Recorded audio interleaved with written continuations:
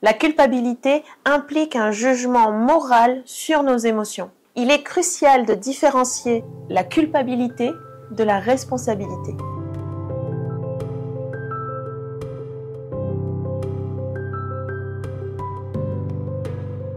Bonjour à tous et bienvenue chez Douceur Passion. Aujourd'hui, nous allons traiter d'un sujet qui est nos émotions et la différence entre la culpabilité et la responsabilité. Je sens ce que je sens.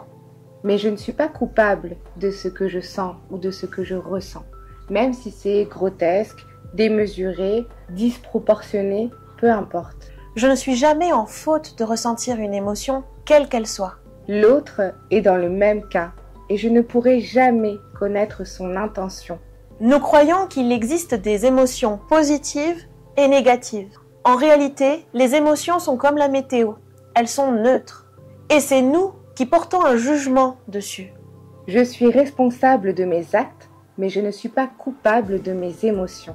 Et c'est là la différence subtile entre la culpabilité et la responsabilité. La culpabilité est un état interne limitant qui peut créer des blocages et nous empêcher d'affronter certaines situations de la vie, là où la responsabilité, la responsabilisation, est un état interne qui peut être ressourçant et qui peut justement nous permettre de reprendre les rênes, reprendre la maîtrise sur sa vie.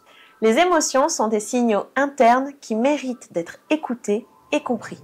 Elles ne sont ni bonnes ni mauvaises, elles indiquent simplement l'état interne de la personne. Par exemple, la technique de l'acceptation permet d'accueillir nos émotions sans jugement, ce qui est donc la première étape pour les comprendre et les gérer efficacement. On utilise également en PNL la technique du recadrage. C'est un outil très puissant qui consiste à changer la signification d'une situation ou d'une émotion.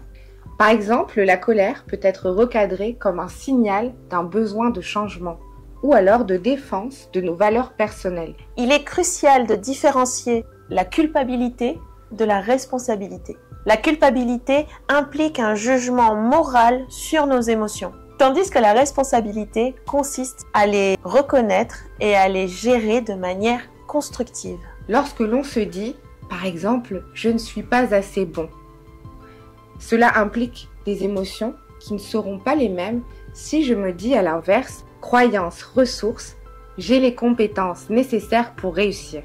Ces deux phrases sont très différentes et n'impliquent pas les mêmes émotions. Là où la croyance limitante peut apporter de la culpabilité, la croyance ressource, elle, offre une perspective de mise en action qui, du coup, va nous permettre d'aller de l'avant. Une autre croyance limitante pourrait être « je n'ai pas le droit de ressentir de la colère », que nous pourrions remplacer par une croyance ressource « mes émotions sont valides et je peux les exprimer de façon constructive ». Et des croyances comme celle-ci, on en a peut-être beaucoup dans la journée qui viennent un peu parasiter nos pensées. Je vais toujours échouer. On peut le remplacer par « chaque échec est une opportunité d'apprendre et de grandir ». Personne ne comprend ce que je ressens.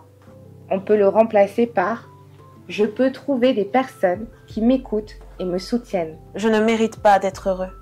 On peut le remplacer par « je mérite le bonheur et je travaille pour l'atteindre ». En fin de compte, nous ne sommes pas coupables de nos émotions, mais nous sommes responsables de nos actions. Chez Douceur Passion, nous proposons des outils pour apprendre à gérer ces émotions de manière constructive, pour différencier culpabilité et responsabilité et pour améliorer notre bien-être émotionnel et global.